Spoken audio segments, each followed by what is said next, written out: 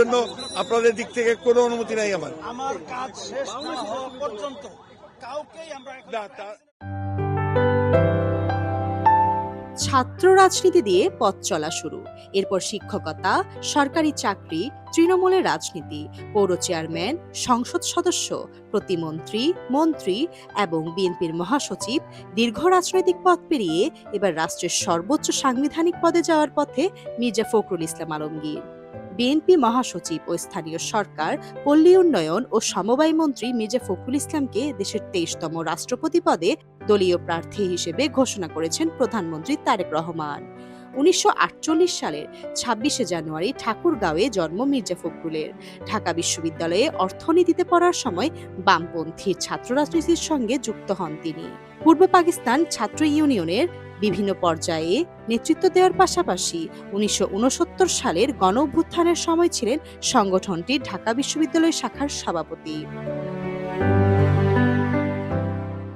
অর্থনীতিতে পড়াশোনা শেষে শিক্ষকতা দিয়ে কর্মজীবন শুরু, পরে সরকারি চাকরিতে যোগ দেন।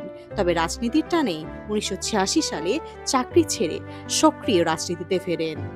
1988 সালে ঠাকুরগাঁও পৌরসভার চেয়ারম্যান নির্বাচিত হওয়ার মধ্য দিয়ে তার রাজনৈতিক জীবনে নতুন অধ্যায় শুরু হয়। এরশাদ বিরোধী আন্দোলনের সময় বিএনপিতে যোগ দিয়ে ধাপে ধাপে উঠে আসেন দলের কেন্দ্রীয় নেতৃত্বে। 2001 সালের নির্বাচনে ঠাকুরগাঁও 1 আসন থেকে সংসদ সদস্য নির্বাচিত হয়ে কৃষি এবং বেসামরিক বিমান পরিবহন ও পর্যটন মন্ত্রণালয়ের প্রতিমন্ত্রীর দায়িত্ব পালন করেন তিনি। 2011 সালে বিএনপির ভারপ্রাপ্ত মহাসচিব এবং 2016 সালে মহাসচিবের দায়িত্ব নেন মির্জা ফখরুল ইসলাম আলমগীর। এরপর দীর্ঘদিন ধরে দলের সংকট ও রাজনৈতিক প্রতিকূলতার মধ্যে নেতৃত্ব দিয়ে আসছেন তিনি। খালেদা জিয়ার কারাবাস এবং তারেক রহমানের দেশের বাইরে অবস্থানের সময় দেশে থেকে বিএনপি রাজনৈতিক কর্মকাণ্ডে গুরুত্বপূর্ণ ভূমিকা রাখেন মির্জা ফখরুল ইসলাম আলমগীর। আন্দোলন করতে গিয়ে একাধিকবার কারাবরণও করেছেন তিনি। তৃণমূলের রাজনীতি থেকে জাতীয় নেতৃত্ব দীর্ঘ এই পথ চলার পর এবার রাষ্ট্রপতি পদে মনোনয়ন তার রাজনৈতিক জীবনে যোগ করতে যাচ্ছে নতুন এক অধ্যায়।